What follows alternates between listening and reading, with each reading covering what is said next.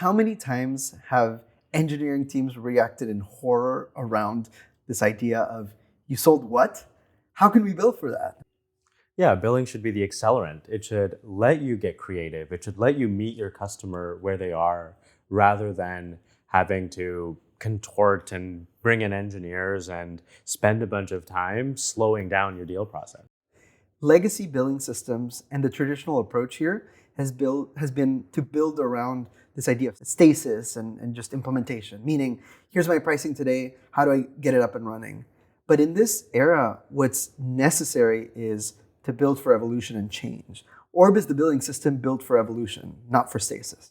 It's always been this idea of you punch in your pricing and they do what you want, but they don't support you in the journey from going from point A to point B. A lot of that has to be manually scripted on top of the tool.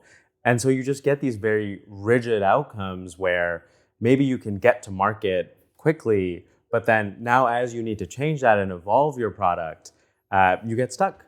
You have to think about pricing as a product.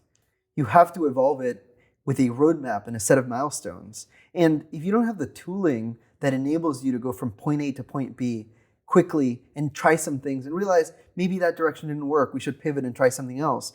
If that level of iteration and momentum is not enabled by your tooling stack, you're going to end up behind. And the thing is, like, we know this as an industry, that this core principle that fast iteration is really key to successful deployments and velocity. We have the tools to do that. We have in product development, continuous deployments and rollbacks and feature flagging. Those are the sorts of tools we should be leaning on for monetization as a whole. You don't have to see the future. You just have to trust that your billing stack is going to let you evolve and go the direction you want. Exactly.